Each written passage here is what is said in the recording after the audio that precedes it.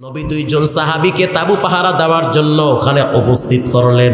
দুই সাহাবী পরামর্শ করলো, আমরা দুইজনে একজনে ঘুমাই আর একজনে তাবু পাহারা দিব, কারণ দুইজনেই যদি তাবু পাহারা দেই হঠাৎ দুইজনের চোখে ঘুম চলে আসলে দুইজনেই তো ঘুমিয়ে যাব, এই মুসলমানদের তাবুর উপরে বেঈমানেরা হামলা করবে, অতএব একজন ঘুমাও আর একজন তাবু পাহারা দেওয়া হবে।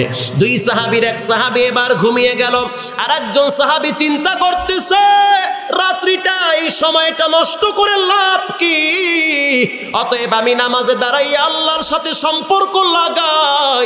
এই সাহাবী এবার নামাজে দাঁড়ায় গেছে, নামাজে দাঁড়াইয়া সূরা কাহাফ তেলাওয়াত শুরু করছে। আল্লাহু আকবার। সূরা কাহাফ চলতেছে, বেঈমানরা তাকায়া দেখতেছে মুসলমানরা ঘুমাইতেছে, পাহাড়ের উপরে কে যেন দাঁড়িয়ে আছে শক্ত কাঠের মতো।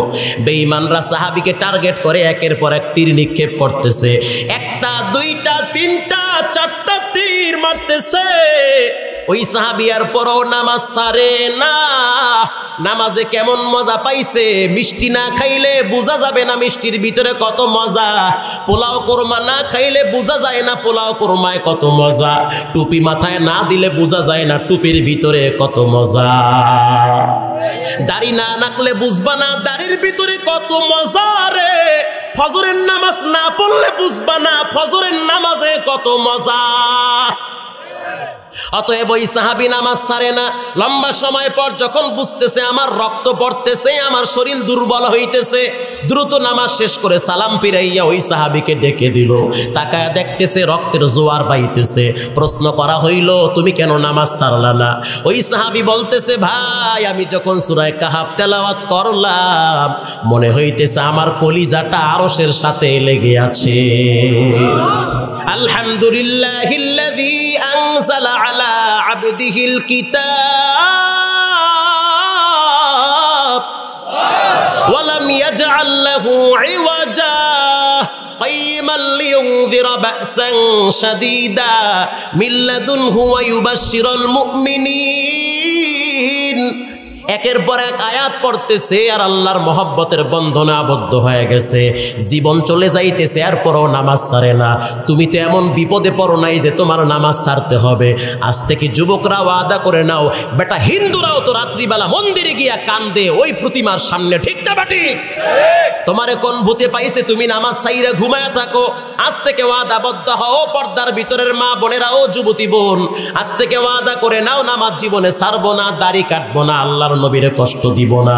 ওয়াদার করতে দিলটা যদি ভালো থাকে তওবার নিয়তে দুইটা হাত আল্লাহকে দেখায়া দাও। দিল বলতেছে এতগুলা মানুষ যদি কোরআন সামনে রাখাইয়া বসায়া দাঁড় করায়া সুশৃঙ্খলভাবে চালানো যায়, মনে রাখতে হবে শুধু এতগুলা মানুষ না, 1 কোটি মানুষ না, 2 কোটি মানুষ না, টোটাল বাংলাদেশটাকেও সম্পূর্ণভাবে শৃঙ্খলাভাবে চালানো 100% সম্ভব কোরআন দ্বারা।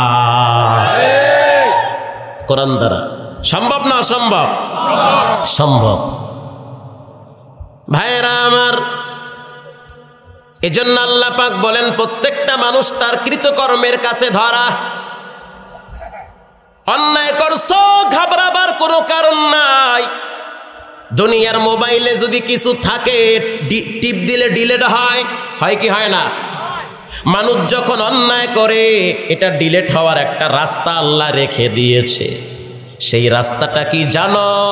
বান্দা যখন ভোর রাত্রে ঘরের কোনায় মসজিদের কোনায় 2 রাকাত নামাজ পড়িরা আল্লাহর দরবারে হাতটা বাড়ায়া দেয় আর বলে, আল্লাহ তাকায়া দেখেন মহল্লার মানুষগুলা ঘুমায়, গরু তার গন্তব্যে, পাখি তার বাসায় ঘুমাইতেছে, গাছপালা তরুলতা সমুদ্র সব স্তব্ধ হয়ে গেছে, আমি এক তোমার গুনাহগার নাফরমান না খান্দা বান্দা বড় পাপ করেছি, আমাকে তো মাটির নিচে যেতে হবে, পাপের কারণে আমার টোটাল দেহটা ভারী হয়েছে রে আল্লাহ।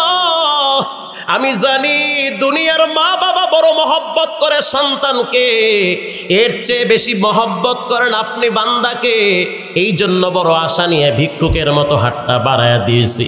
আল্লাহর নবী বলেন, বান্দা যখন নিজেকে ছোট ভেবে, গুনাহগার ভেবে, অপরাধী ভেবে 1 ফোঁটা চোখের পানি ছেড়ে দেয়, চোখের পানিটা নাকের ডগায় আসার আগেই বান্দার পিছনের সব গুনাহ ডিলিট হয়ে যায়, সব ডিলিট হয়। না। এই সুযোগটা রাখছেন কে? আল্লাহ। এটা আল্লাহ রাখছে। আমি তো নানুপুর রহমাতুল্লাহি আলাইকে দেখেছি, আল্লামা জমিরউদ্দিন নানুপুরি রহমাতুল্লাহি আলাই রাত্র ৩টার সময় মাদ্রাসার ভবনের মাঝখানে মসজিদ, এই মসজিদের কোনায় বসে বসে আল্লাহর কাছে কান্ত, বাতি নিবায়া আল্লাহর কাছে কান্ত আর বলতো, আল্লাহ আমার আব্বা এই জমিনে ঘুমিয়ে আছে, মাটির নিচে একবারও দেখতেও পারি না ভিতরে কি অবস্থায় আছে। ও দয়ার মালিক, তুমিও তো আমাকে নিয়ে যাবা, গুনাহগার বানায় আমারে মাটির নিচে নিও না। আমি বড় পাপী, পাপ করেছি, কিন্তু আমি জানি তোমার রহমতের চেয়ে বেশি পাপ করতে পারি নাই। আমি যতই পাপ করি তোমার রহমত আমার চতুর্দিকে ঘিরে আছে। কারণ দুনিয়ার মানুষ পাপ করলে, অন্যায় করলে দুনিয়ার মানুষ মামলা দেয়, তাড়ায় দেয়, ঠকায়, একের পর এক জুলুম করে। আল্লাহ পাক কোরআনে মহব্বতের নজরে সব নারী পুরুষদেরকে ডেকে বলেন, ইয়া ইবাদিয়াল্লাযীনা আসরাফু আলা আনফুসিহিম লা তাকনাতু মির রাহমাতিল্লাহ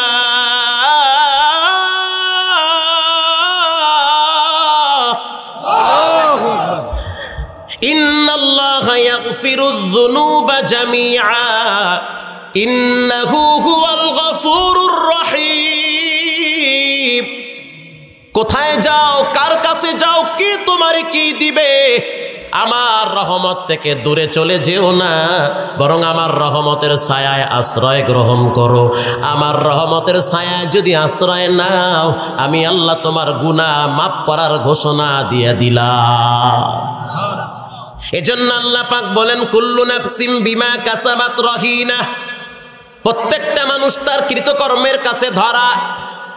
যা কিছু করেন সেগুলোর কাছে আপনি ধরা। আপনি অন্যায় গোপনে করেন, প্রকাশ্যে করেন, এই অন্যায়ের কাছে আপনি ধরা। কথা কি ঠিক?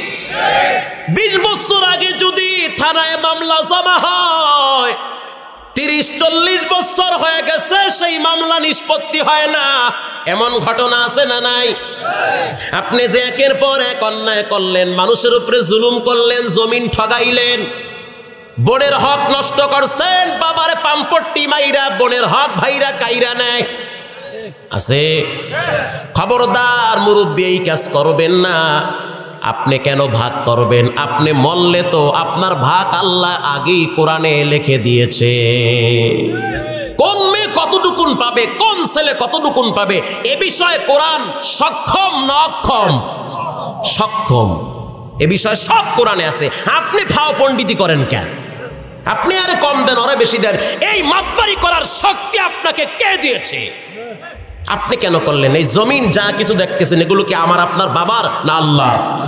আপনি কার জমিন কারে দেন? আপনি এতদিন ছিলেন রাখাল, খাইছেন পড়ছেন ভালো, কবরে যাইবেন ঠান্ডা মাথায় কবরে যাইয়েন, ভেজালগিরি করে কবরে যাইয়েন না, ঠিক? অনেক অনেক অভিযোগ আছে এই বিষয়গুলো, যে মেয়েরে কম দেয়, ছেলেরে বেশি দেয়, অনেক বেশি দিয়ে দেয়, আবার অমুক মেয়েরে দেয় না, অমুক ছেলেরা আবার করে কি রাস্তার সাথে এই জায়গাটা পোলার নামে লিখকে দেয়, মাইয়েরা দেয় যাই এককাল ওই বিলের মাঝখানে যা শতাংশ হয়েছে মাত্র 1,500 টাকা আছে। বুড়া এই কাম করো কা?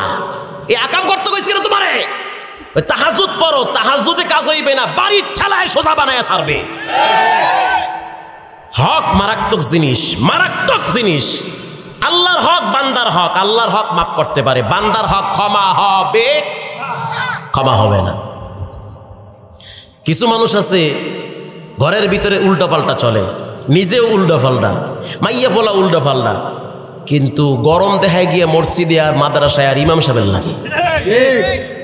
আছে আমনগো দেশে না, আমগো কুয়াকাটায় আছে, অভাব নাই, বেতন দেয় 13 টাকা, ধমক দেয় 1300 টাকার, ঘরে নাই কারেন্ট, মসজিদে গিয়ে কয় মৌলবী সাহেব এসিটা কি বাতাস জোরে ছাড়া যায় না? আছে? এগুলো করিয়েন না। আবার কিছু আছে মসজিদে গিয়েই হুদাহুদি এরকম যারা মারে, ইশ্বরে কি বালুর বালু, ইমাম সাহেব খায় আর ঘুমায়, এত বেতন দিয়ে করে কি? কে আপনি সাফ করতে পারেন না? আপনি যদি এইরকম সাফ করেন, খোদায় তোমার কলিজা সমস্ত কালা দাগগুলো, নেফাকিগুলো সাফ করে দিবে। আপনি আপনি কেন করেন না? আপনি বাথরুমে যান, মসজিদের পাশে বাথরুমে, আপনি নিজে গিয়ে পরিষ্কার করবেন, খোদায় তোমার কলব পরিষ্কার করে দিবে। আপনি জানেন না যে বিশ্বনবীর মসজিদে নববী এক মহিলা পরিষ্কার করত, রাসূলুল্লাহ ওই মহিলার ক্ষমার ঘোষণা করেছে, ক্ষমার ঘোষণা করেছে। আপনি কেন সাফ করেন না? আবার কিছু মানুষ আছে মাদ্রাসায়ও 1 টাকাও দেয় না, মসজিদেও টাকা দেয় না, কিন্তু বারবার মাহফিলের সময় হিসাব চায়। এত টাকা করলো কি? তুমি দেছো কয়টা? যে খাইবে হে খোদার লাগে বসবে, কি হইবে না হইবে, তুমি এত পণ্ডিতি করো কা? এজন্য সাবধান, যে যা কিছু করবে ওই কর্মের কাছে সে ধরা, কোনো উপায় নাই, বাঁচার কোনো সুযোগ নাই। কারণ কিয়ামতের ময়দান বড় ভয়াবহ ময়দান। ওই কিয়ামতের ময়দানে গোপন প্রকাশ যা কিছু আছে, ছোট বড় সব গুনাহগুলো ফাঁস করে দিবেন কে? কে দিবেন? আল্লাহ পাক দিবেন। ভাইরা আমার, এজন্য আল্লাহ পাক বলেন কুল্লু নাফসিম বিমা কাসাবাত রহিনা, প্রত্যেকটা মানুষ তার কৃতকর্মের কাছে ধরা। ইল্লা আসহাবাল ইয়ামিন, একমাত্র যারা ডান দিকে থাকবে, ডানপন্থী হবে, ডান দল করবে, ভালো দল করবে, কোরআনের দল করবে, আল্লাহ পাক বলেন এদেরকে আমার দায়িত্বে আমি পার করায়া দিব।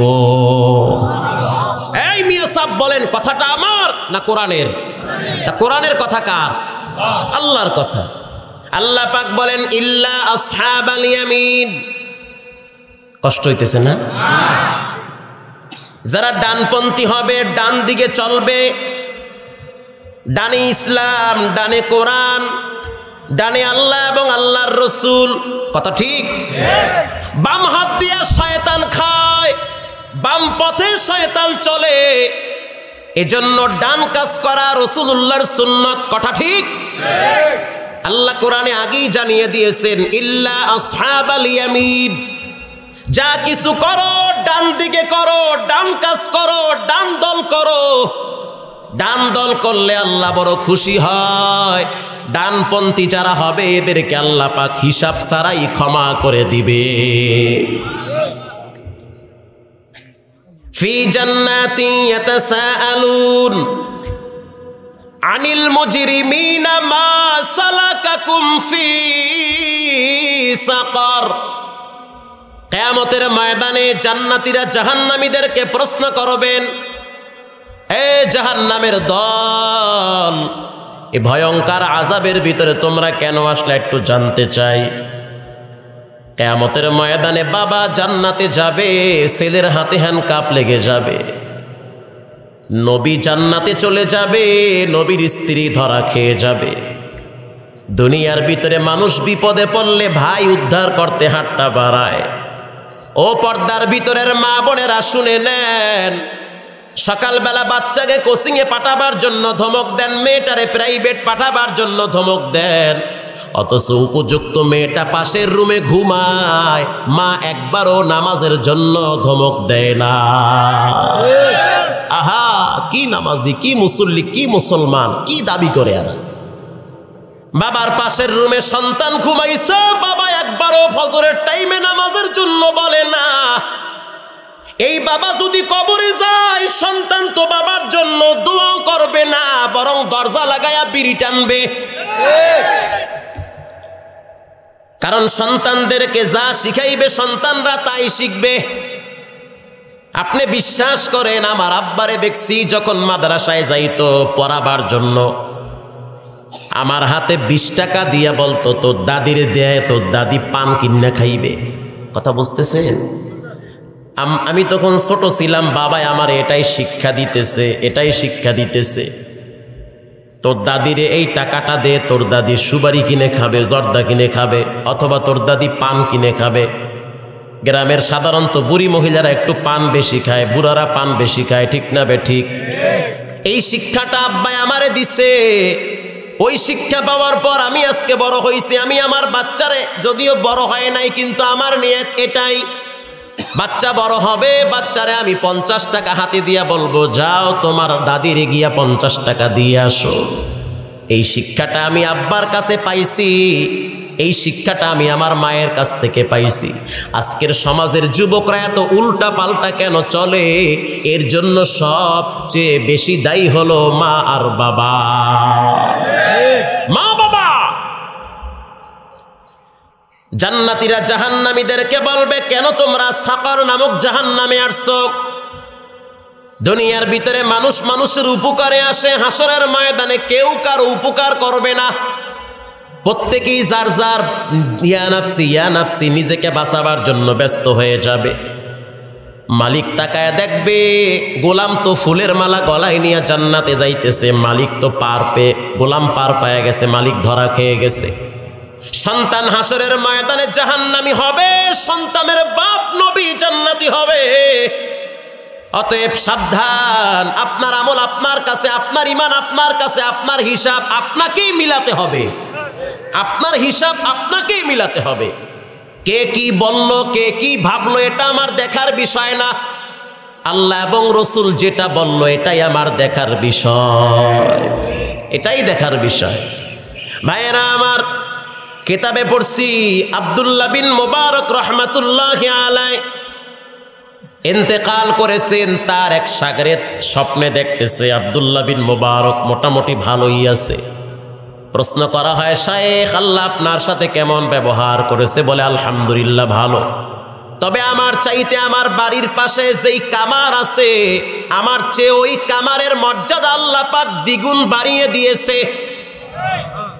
জবর বিখ্যাত মুহাদ্দিস কুতুবুল আলম আব্দুল্লাহ বিন মুবারক রহমাতুল্লাহি আলাইহি বলে, আমার চাইতে কামারের মর্যাদা বেড়েছে। এটার থেকে শিক্ষা নিতে হয়, আল্লাহর কাছে দুনিয়ার ডিগ্রির কোনো ভ্যালু নাই, আল্লাহর কাছে দুনিয়ার সম্পদের কোনো মূল্য নাই, আল্লাহর কাছে বাহ্যিক সৌন্দর্যের কোনো মূল্য নাই, আল্লাহর কাছে দুনিয়ার ক্ষমতার কোনো মূল্য নাই। আল্লাহর কাছে ওই ব্যক্তির মর্যাদা সবচেয়ে বেশি যেই ব্যক্তির আত্মাটা বড় ভালো। নামাজের সময় হয়েছে, দোকানের ঝাপ লাগায় মসজিদের হাজিরা দেয়।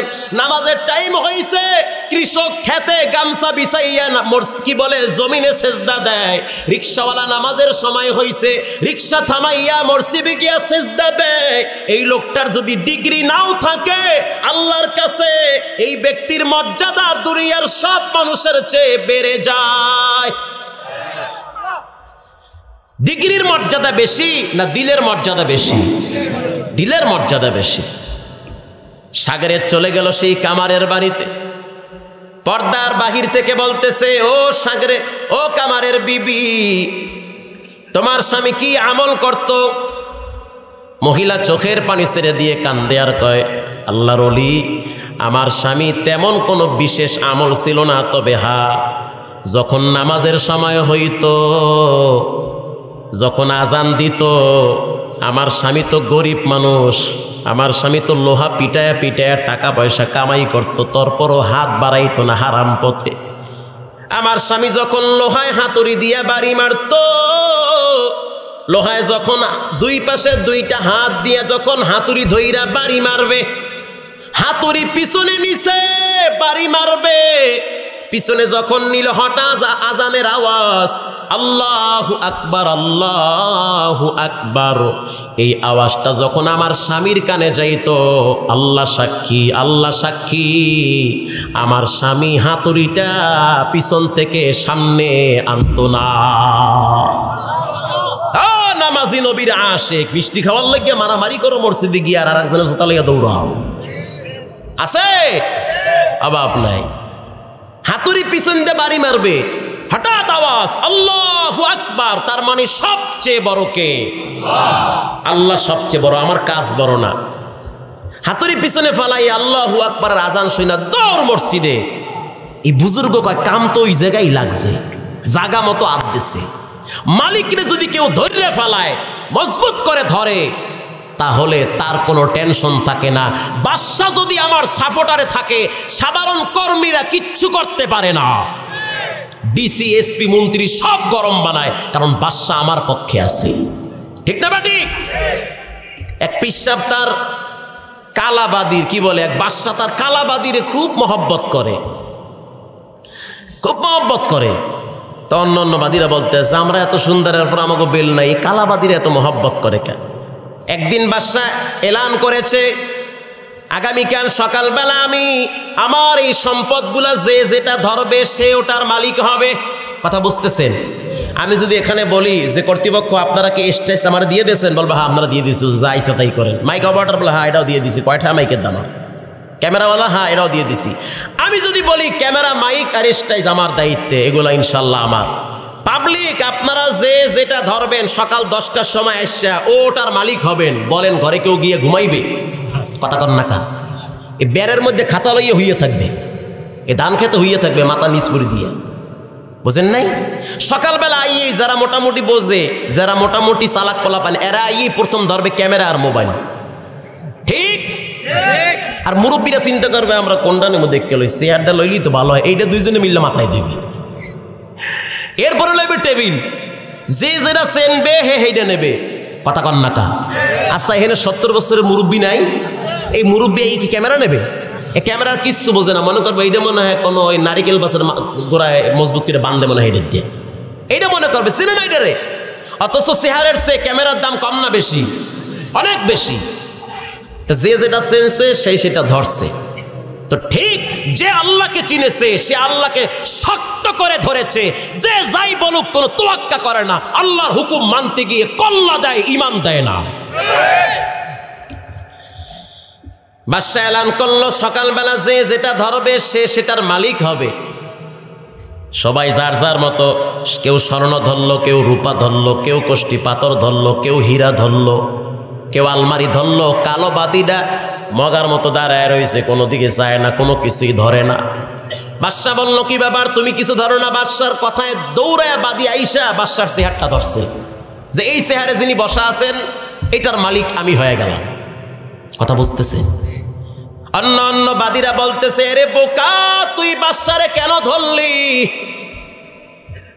বাদী বলতেছে আমি এই জন্য বাদশারে ধরেছি, আমি জানি বাদশারে যদি আমি আপন বানাইতে পারি, তোরা যা কিছু ধরছে এর চেয়ে দ্বিগুণের মালিক আমি হয়ে যাব। এরে মুসলমান নবীর উম্মত ও যুবক ভাই, কোনো হিংসা নাই। কিয়ামতের ময়দানে অনেক মানুষ অনেক কারণে অ্যারেস্ট হয়ে যাবে, বন্দী হয়ে যাবে। জান্নাতীরা জাহান্নামীদেরকে প্রশ্ন করবে তোমরা জাহান্নামে আসলা কারণটা কি? জাহান্নামীরা বলবে আমরা জাহান্নামে আসছি এর ভিতরে সবচেয়ে বড় 4টা কারণ। কয়টা? 4টা কারণে আমরা জাহান্নামে আসছি। 1 নম্বরের কারণ হলো ক্বালু লাম নাকু মিনাল মুসাল্লিন, আমরা দুনিয়ার ভিতরে মুসল্লি ছিলাম না, নামাজি ছিলাম না। প্রথম জাহান্নামে যাওয়ার কারণ হলো কি? নামাজ না পড়া। প্রথম কারণ হলো নামাজ না পড়া। সমাজের ভিতরে অধিকাংশ মানুষের নামাজ ঠিকমতো শুদ্ধ হয় না, ঠিক? জমিন নিয়ে মারামারি করে, ক্ষমতা দল নিয়ে মারামারি করে রে, অথচ নামাজ যে শুদ্ধ করে হয় না, সূরা ফাতিহা শুদ্ধ হয় না। এজন্য কোনো টেনশনও নাই, কোনো অনুভূতিও নাই, কোনো ব্যথাও নাই, কোনো কষ্টও নাই। জাহান্নামে আসার পিছনে সবচেয়ে বড় কারণ হলো নামাজ না পড়া। বর্তমান যুগের নামাজিরা 2 রাকাত পইরা টেলিফোন আইলে কানে দিয়া কা আমি নামাজে আছি, পরে কথা কব, আছে না নাই? আবার অনেক যুবকরা রাগ করবেন না, নামাজ পড়ে এমন প্যান্ট পরে সেজদায় গেলে সদরঘাট দেখা যায়। তোমার তো উজু শেষ, আচ্ছা সতর যদি খুললে যায় উজু থায়? কথা কর না, হ্যাঁও জানে না, হেইটাও জানে না। জানে কেমনে স্টাইল করে বিড়ি খাওয়ার লাগে, হেইটা ভালো বোঝে। তোমার তো উজুই শেষ, নামাজ তো আরো আগেই গেছে। তোমার এহিন্দে যা প্যান্ট পড়ছে অত নিচে নামনে গেছে, সব দেখা যায়। তা তবু নামাজ শেষ, উজু শেষ, নামাজও শেষ, উজু শেষ। আবার অনেকে চেয়ারে বয়ে বয়ে নামাজ পড়ে। আল্লাহু আকবার, ইমাম সাহেব কেরাত লইছে, আলহামদুলিল্লাহি রাব্বিল আলামিন আর রহমানির রহিম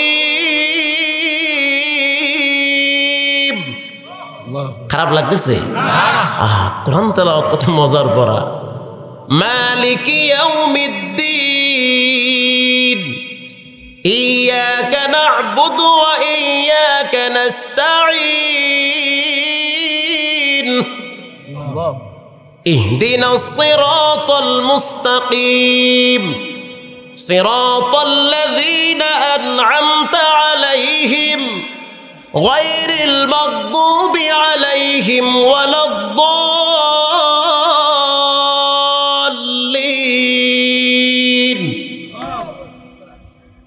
এরপরে ইমাম সাহেব ধরল মনে করেন সূরায়ে নাসর, ইযা জাআ নাসরুল্লাহি ওয়াল ফাত ওয়া রাআইতান নাসা ইয়াদখুলুনা ফি দীনিল্লাহি আফওয়াজা ফাসাব্বিহ বিহামদি রাব্বিকা ওয়াস্তাগফির ইন্নাহু কানা তাওয়াবা। এবার ইমাম সাহেব রুকুতে গেছে, আর চেয়ারে অনেক মানুষ আছে বয়ে বয়ে নামাজ পড়ে, বাজারে হাঁটতে পারে, মসজিদে গিয়া ডাইরেক্ট ঢুকে একটা ভিআইপি চেয়ার লইয়া পেট লইয়া বয়ে পড়ে আছে, ঢাকায় আছে, এদিকে আপনার দেশে নাই। আমার মসজিদে মোটামুটি কমবে কোনো চেহারি রাহি নাই, মাজায় সমস্যা বইয়া বইয়া পড়ো, কথা কর না কা, বেশি সমস্যা হইয়া হইয়া পড়ো, সমস্যা এরপর আরো সমস্যা, কোনো অসুবিধা নাই, কোনো টেনশন নাই। লা ইউকাল্লিফুল্লাহু নাফসান ইল্লা উসআহা, আল্লাহ পাক এমন কোন বিধান চাপিয়ে দেয় নাই যেটা বান্দার জন্য কষ্ট হবে। বাজার করে ব্যাগ লইয়া চার দোকানে বয়া বয়া বিড়ি খায়, চা টানে, কিন্তু মসজিদে গেলেই ডাইরেক্ট সেহার লইয়া বয়া বয়া ঘুমায় আছে, বয়া বয়া ঘুমাইতে আছে। মুয়াজ্জিম সাহেব আজি সাহেব ঘুমান কা, মিয়া আমি তো মোরা খাবাই আছি, মোরা খাবাই আছি, আমি কিসের ঘুমাই, আমি ফাইজলিমি জায়গা পান না মিয়া, কেবল সিদরাতুল মুনতাহার কাছাকাছি গেছিলাম, অথচ জম্মের উমর ঘুমাইতে আছে, কালি ঘুমায়। ভালো একটা চেহার যদি হয়, ইমাম সাহেব যদি 1-2 পৃষ্ঠা ফজরের সময় লয়, একটু ঘুম ঘুম ধরে না, কথা কন না কা, ঘুম ধরে। যাদের একান্ত সমস্যা অবশ্যই চেহারা নামাজ পড়তে পারবে, সমস্যা নাই, যদি সমস্যাই থাকে। কিন্তু কিছু মানুষ আছে হুদা হুদা সমস্যা মিশা মিশা করে হুদা হুদি বয়ে বেছে আর নামাজ পড়ে, অথচ নামাজই হয় না। একটু যদি শীত বা কাইতো কোনো রকম ঘুমের ভাব হয়, নামাজ হইব? নামাজ হইব তো নাই, উজুই তোমার শেষ, তোমার উজু ওই লঙ্গির ভাগ দেয় তুমি তো টের পাও নাই, উজুই শেষ। আর যদি সেহার টেহার না থাকে, খাড়ায় খাড়ায় যদি আপনি এক রাইতো ঘুমান, ওলামায়ে কেরাম ফতোয়া দেন নামাজ কি নষ্ট হবে? আপনি না পিছনে নামাজে খাড়াইছেন, আপনি যদি ঘুমাইতে ঘুমাইতে হিন্দে ঘুরিয়া কিশোরগঞ্জ বাজারিতে যদি এককাল হোসেনপুর যান, এরপরও নামাজ নষ্ট হবে না। কিন্তু চেয়ার নিয়ে বইয়ে যদি আপনি কোনো মতে উডুমুডু করে একটু তন্দ্রা পড়েন, নামাজ জাগাইতে শেষ, উজু ফাইকটা দৌড় মারবে। রাগ করলেন মনে হয় না? রাগ করিয়েন না, বেদবি মাফ করে দিয়েন, আমার গাড়ি গুড়ি আটকায়েন না রাস্তায়, আমার কষ্ট হইতেছে। কিয়ামতের ময়দানে জাহান্নামে মানুষ যাবে, সবচেয়ে বড় কারণ কি না পড়া। দেখছেন নি কারবারটা কি? এদিকে আল্লাহ আগে ঘোষণা দিচ্ছে, ফাওয়াইলুল লিল মুসাল্লিন।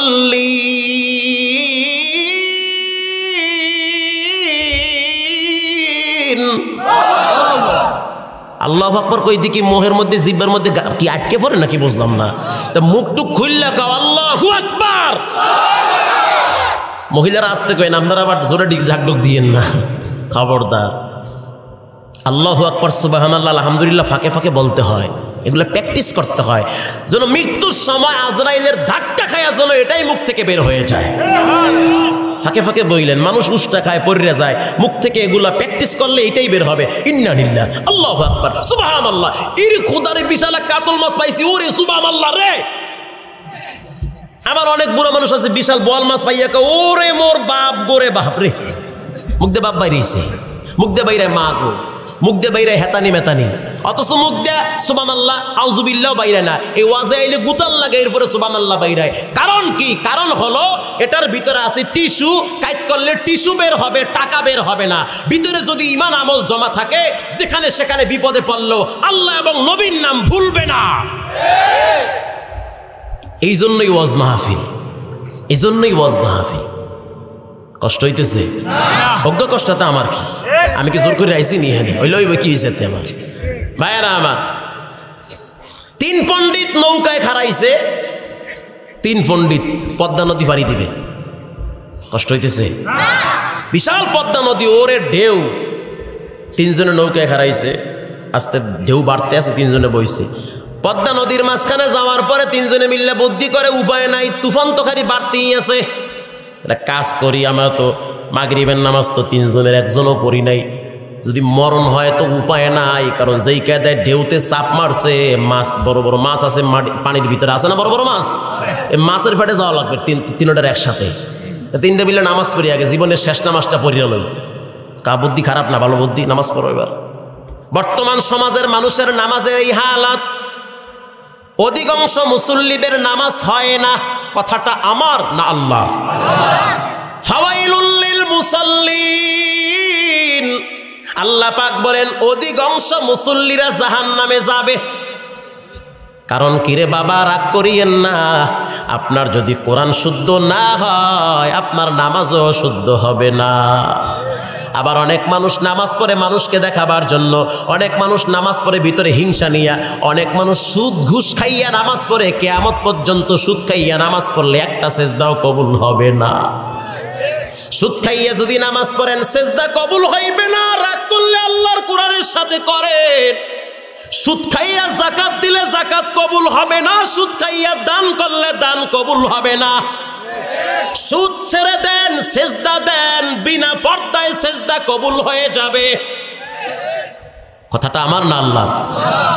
এবার 3 জনে বুদ্ধি করলো নামাজ পড়া লাগবে। ইমাম সাহেব কে হবে মাগরিবের নামাজের?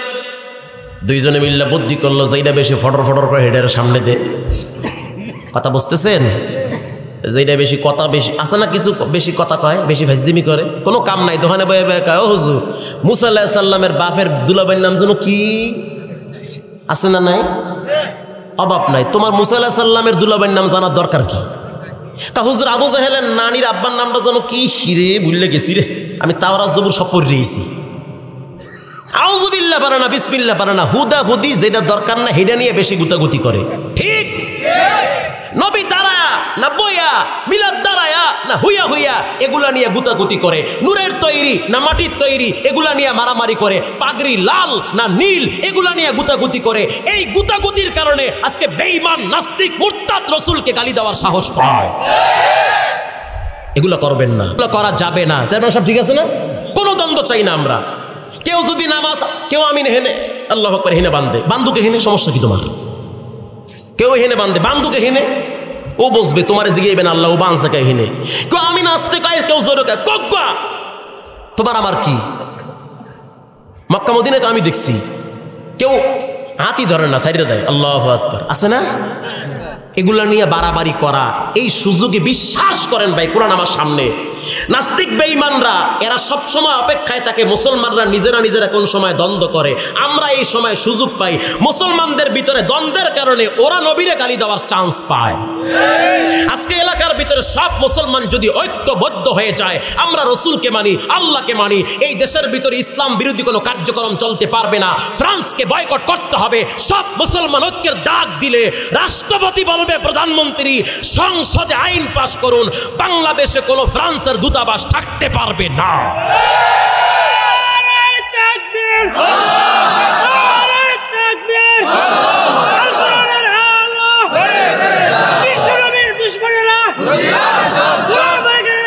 ভাইরা আমার, সময় খুব কম।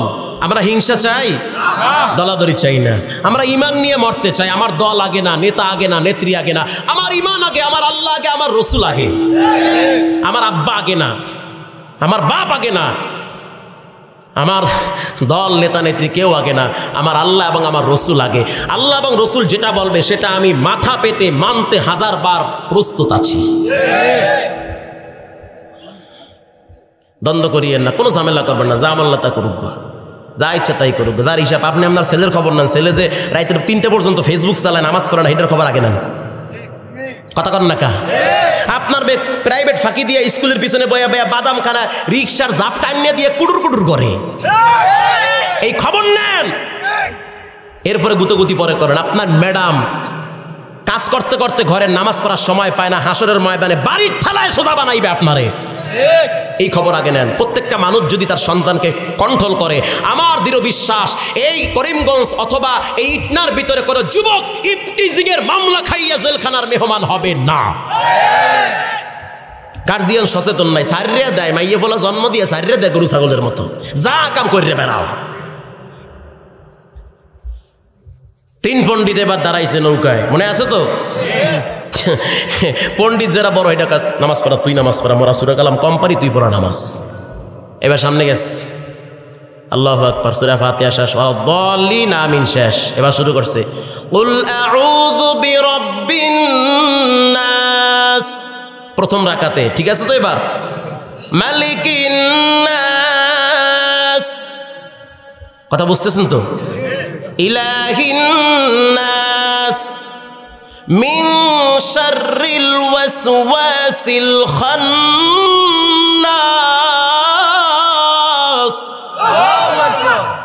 আল্লাযী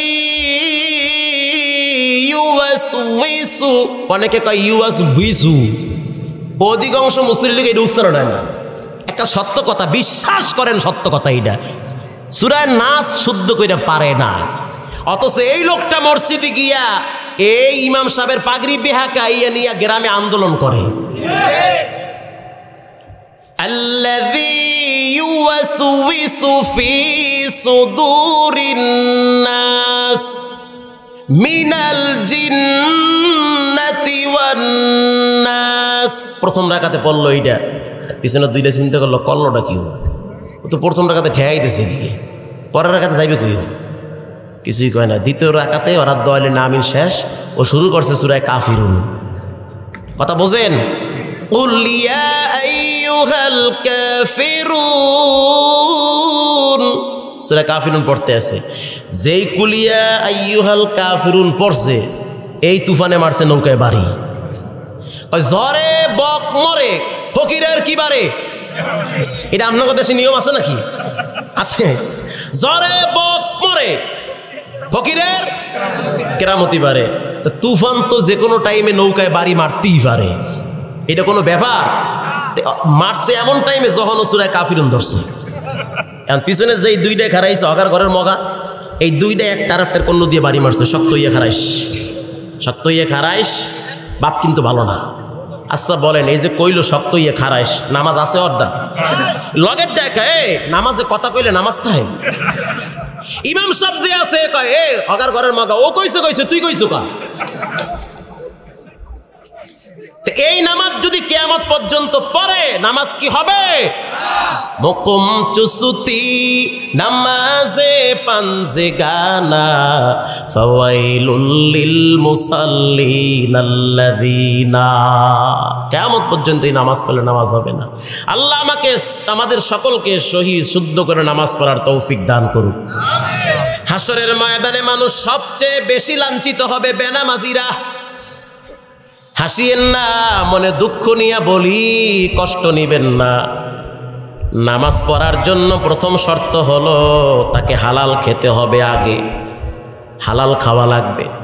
কারণ হারাম মাল দ্বারা যেই শরীর লালিত পালিত হয়, ওই শরীর কোনোদিন জান্নাতে যাবে না। এরপরে নামাজ কবুল হওয়ার জন্য, শুদ্ধ হওয়ার জন্য প্রথম শর্ত হলো কেরাত সহি করতে হবে।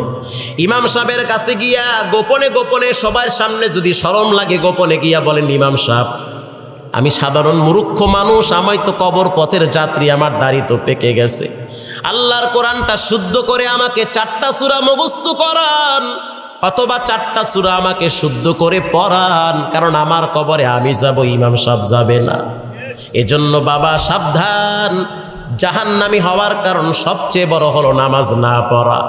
নামাজ এমন একটা ইবাদত, সাহাবায়ে কেরাম 2 জনকে আল্লাহর নবী তাবু পাহারা দেওয়ার জন্য, নামাজে পাহারা দেওয়ার জন্য 2 জন সাহাবীকে নিযুক্ত করেছে। রাহমাতুল লিল আলামিন বলেছেন, সাহাবায়ে কেরামদের তাবু তোমরা 2 সাহাবী পাহারা দিবা। সাহাবায়ে কেরামদের ভিতরে নামাজের কি মহব্বত! হযরত আলীর পায়ের ভিতরে তীর ঢুকে গেছে, তীর বের হয় না, তীর টান মারলে মনে হয় হযরত আলীর কলিজা বের হয়ে যায়। পরামর্শ হইল হযরত আলী যখন নামাজে দাঁড়াইবে তখন হযরত আলীর তীর ধরে টান মারবে। হযরত আলী নামাজে দাঁড়াইলো, তীর ধইরা টাইনা খুইলা ফালাইছে, হযরত আলীর কোনো খবর নাই। কে সেই হযরত আলী? কে সেই হযরত আলী? যেই হযরত আলী যুবকদের ভিতরে সর্বপ্রথম কালেমা পড়ে মুসলমান হয়েছে। কে সেই হযরত আলী? যেই হযরত আলী আল্লাহর নবীর কলিজার টুকরা হযরত ফাতেমার স্বামী, ঠিক না বেঠিক? কে সেই হযরত আলী? হাসান হোসেন দুইজন হলো জান্নাতের যুবকদের সরদার, তাদের বাবা হলো হযরত আলী। এই হযরত আলী নামাজ কেমনে পড়লো? নামাজের ভিতরে আল্লাহর সাথে কত মহব্বত। আজকে আমাদের পায়ে মশা বললে টের পাই, ঠ্যাং দইরা বাড়ি মারি, এমন বাড়ি মারে ঠ্যাং দিয়া, পাশে আর একটা হেঁটে ভূমিকম্প হয়ে যায় মশা বললে। এই নামাজ পড়িরা কোনোদিন জান্নাতে যাওয়া যাবে না, কারণ যার ঈমান যত মজবুত তার নামাজও তত মজবুত। আমি 4 বছর আগের কথা বলতেছি। 4 বছর আগে 2016 সালে কিশোরগঞ্জের ফারুকি সাহেব আমাকে প্রথম কিশোরগঞ্জ নিয়ে আসছে। জঙ্গলবাড়িতে এক মাহফিলে বয়ান শেষ করিয়া যখন রাত্র 4টার সময়, শীতের রাত, যখন আমি ঢাকায় ঢুকলাম, কুড়িল ফ্লাইওভারের পাশে একটা মসজিদ ছিল। এই মসজিদের বারান্দায় একটু বসলাম, চিন্তা করতেছি ইমাম আজান দিবে, এরপরে নামাজ পড়বে, এরপরে রওনা হব। কিন্তু আজানের অনেক সময় বাকি, প্রচন্ড ঠান্ডা, কিচ্ছু দেখা যায় না। দিলটা নরম করে দেন, কি মানুষ হইলাম। নিজের ইমানের দিকে তাকাইলে মনে হয় আমার চেয়ে বড় বেঈমান এই জমিনে কেউ নাই। ডানে বামে তাকায় দেখি মানুষ নাই। নজর করলাম একেবারে বারান্দার কিনারায় এক বুড়া গামছাটা পাশে রাইখা ঠান্ডার ভিতরে নামাজে দাঁড়িয়ে আছে, শক্ত কাঠের মতো, লড়েও না চড়েও না। আমি খুব গভীর মনোযোগ দিয়ে শুনতেছি, বুড়া ফোপায়া ফোপায়া কান্দে। ঠান্ডার ভিতরে যার যার মতো ল্যাপ কম্বল গায়ে দিয়া ঘুমায়, আর এই বুড়া মসজিদের কোনায় দাঁড়ায়া দাঁড়ায়া কাঁদতেছে নামাজে। লম্বা টাইম নামাজ পড়লো, সালাম ফিরায়া 2টা হাত উপরে বেড়ে দিয়া অজরে বাচ্চাদের মতো কাঁদতেছে, মনে হয় মা বাবা মারা গেছে। মা বাবা মারা গেল এত কান্দে না, এই বুড়া যেই পরিমাণ নামাজের পরে কাঁদতেছে। আস্তে করে পাশে গিয়া যখন সিনায় হাত দিলাম, দোয়া শেষ হওয়ার পর গামছা দিয়া চোখের পানি মুছে। আমি তাকায় দেখতেছি চোখের পানির দ্বারা দাড়ি ভিজতেছে, জামা ভিজতেছে। আমি বললাম, চাচা বেয়াদবি মাপ চাই, বাড়ি কোথায়? বলে আমার বাড়ি রংপুরে। শীতের রাত মসজিদের কোনায় কেন দাঁড়ায় দাঁড়ায় নামাজে কাঁদতেছেন? মুরব্বী আমার হাতটা ধরে বলতেছে, হুজুর আমার আব্বা নাই, আমি আমার হাত দিয়া অন্ধকার গভীর কবরে আমার বাবারে ফালায়া রাখছি। যখন আমি আমার আব্বারে কবরে রাখছি, আমি কবরের দিকে তাকায় দেখলাম অন্ধকার দেখা যায়, ডানে মাটি বামে মাটি। ওই আপনাদের বরিশালের চরমনাইতে ঘুমিয়ে আছে ইসহাক রহমাতুল্লাহ আলাইহি, আমাদের রংপুরে বয়ানে গিয়া বলতেছিল যে আল্লাহর নবীর হাদিস, গুনাহগার হইয়া যদি কেউ কবরে যায়, কবরের 2 পাশের মাটি নাকি চাপ দেয়। তা আমার ভয় লাগতেছে, আমার আব্বার সাথে আল্লাহ কি ব্যবহার করে জানি না। শুধু তাই না, আমি দিনের বেলা রিক্সা চালাই, আমার হাতটার দিকে তাকায় দেখেন হ্যান্ডেল ধরতে ধরতে আমার হাতগুলা ফসকা পড়ে গেছে। পা দিয়ে পেট্রোল দিতে দিতে আমার পা ব্যথা হইছে। হুজুর আমি দিনের বেলা এত কাজ করি, বড় কষ্ট লাগে, রোদ্রের সময় মাথায় গামছা লাগায় আমি কাজ করতে থাকি। আমি চিন্তা করে দেখলাম এত কষ্ট করি দুনিয়ার ভিতরে, মরার পরে যদি আল্লাহ কবরে যাওয়ার পর আবার শাস্তি দেয়, আমার উপায় কি হবে? আমার উপায় কি হবে? এজন্য রাত্রিবেলা যখন আমি বস্তিতে আমার রুমে ঘুমাই, বাতি নিবাইলে আমার ভয় লাগে, না জানি কবরে কেমনে থাকতে হয়। এই জন্য আমি একটু আল্লাহর কাছে কান্দি আর বলি, আল্লাহ আমাকে মাফ করে দেন, কারণ তাহাজ্জুদের বড় দাম, তাহাজ্জুদের টাইমটা বড় দামি টাইম। এজন্য মুসলমান সাবধান, নামাজ ছাড়া কোনোদিন জান্নাতে যাওয়া যাবে না, নামাজ ছাড়া কোনোদিন নবীর সুপারিশ কপালে জুটবে না। এর যুবক, হাতে শক্তি আছে, পায়ে শক্তি আছে, আজ থেকে ওয়াদা করে নাও, তোমার বাবাও কবরে, তোমার মাও কবরে, হাসরের ময়দানে এরাও কেউ তোমার আপন বন্ধু হবে না। কিয়ামতের ময়দানে আল্লাহর নবী বলেন সর্বপ্রথম নামাজের হিসাব হবে, নামাজের হিসাবে যদি ফেল করো বাকি সব আমল বরবাদ হয়ে যাবে। এজন্য নামাজ ছাড়া কোনোদিন মুমিন হতে পারবা না। কয়দিন দুনিয়াতে বাঁচবা, মাস্তানি কতদিন চলবে রে? আল্লাহর নবী বলেন সাবধান, নামাজ ছাড়া কোনোদিন জান্নাতে যাওয়া যাবে না। আল্লাহ কোরআনে অর্ডার করলেন, ও দুনিয়ার মানুষ শুনে নাও, জাহান্নামী হবে তারা নামাজ পড়বে না যারা আজ থেকে ওয়াদাবদ্ধ হন জীবনে কোনোদিন নামাজ ছাড়ব না, মানুষের সাথে হিংসা করব না, দুশ্মনী করব না, জিহ্বা লড়াইয়া গীবত করব না। কে কি করলো এটা পরের বিষয়, আমি কতটুকু আল্লাহর কাছে প্রিয় হইলাম এটাই আগের বিষয়। আজ থেকে মা বোনেরা ওয়াদা করেন, যুবকরা ওয়াদা করে নেন, এই সংগঠনে যারা আছেন প্রত্যেকেই 5 ওয়াক্ত নামাজি হবেন। এই ময়দানে যেই সমস্ত যুবকরা বসা আছে সময় কিন্তু বেশি নাই, হয়তো আপনার জন্য দোকানে কাপড়ের কাপন রেডি আছে আপনার জানা নাই, হয়তো মসজিদের কোনার পালকিটা আপনার জন্য রেডি আছে হয়তো আপনার জানা নাই।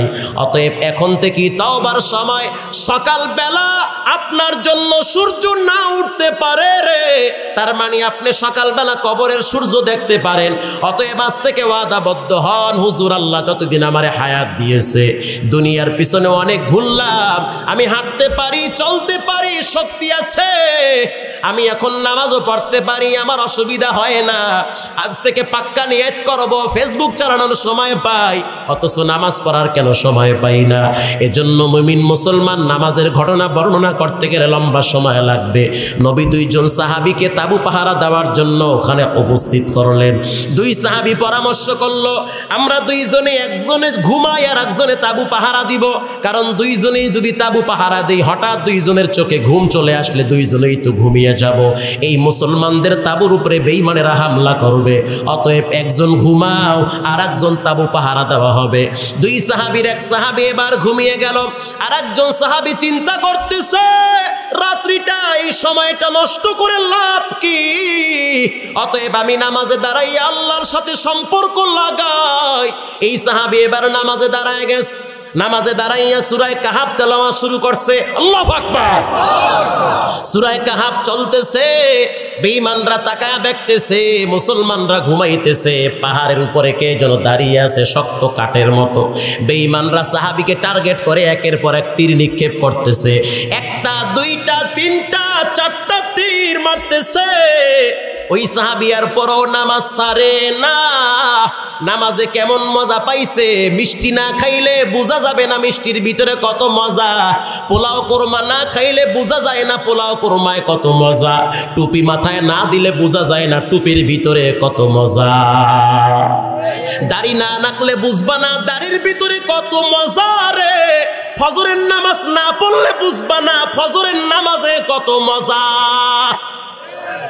অতএব ওই সাহাবী নামাজ ছাড়ে না। লম্বা সময় পর যখন বুঝতেছে আমার রক্ত পড়তেছে, আমার শরীর দুর্বল হইতেছে, দ্রুত নামাজ শেষ করে সালাম ফিরাইয়া ওই সাহাবীকে ডেকে দিল। তাকায়া দেখতেছে রক্তের জোয়ার বাইতেছে। প্রশ্ন করা হইল, তুমি কেন নামাজ ছাড়লা না? ওই সাহাবী বলতেছে, ভাই আমি যখন সূরা কাহাফ তেলাওয়াত করলাম মনে হইতেছে আমার কলিজাটা আরশের সাথে লেগে আছে। আলহামদুলিল্লাহিল্লাযী আনজালা আলা আবদিহিল কিতাব ওয়া লাম ইয়াজআল লাহু ইওয়াজা কাইয়িমান লিয়ুনযিরা বা'সান শাদীদা মিন লাদুনহু ওয়া ইউবাশশিরাল মুমিনিন। একের পর এক আয়াত পড়তেছে আর আল্লাহর মহব্বতের বন্ধনে আবদ্ধ হয়ে গেছে, জীবন চলে যাইতেছে এরপরও নামাজ ছাড়ে না। তুমি তো এমন বিপদে পড়ো নাই যে তোমার নামাজ ছাড়তে হবে। আজ থেকে যুবকরা ওয়াদা করে নাও, বেটা হিন্দুরাও তো রাত্রিবেলা মন্দিরে গিয়া কান্দে ওই প্রতিমার সামনে, ঠিক না বাটি? তোমারে কোন ভূতে পাইছে তুমি নামাজ ছাইরা ঘুমায়া থাকো? আজ থেকে ওয়াদাবদ্ধ হও, পর্দার ভিতরের মা বোনেরা, ও যুবতী বোন, আজ থেকে ওয়াদা করে নাও নামাজ জীবনে ছাড়বো না, দাড়ি কাটবো না, আল্লাহর নবীরে কষ্ট দিব না। ওয়াদার করতে দিলটা যদি ভালো থাকে তওবার নিয়তে 2টা হাত আল্লাহকে দেখায়া দাও। না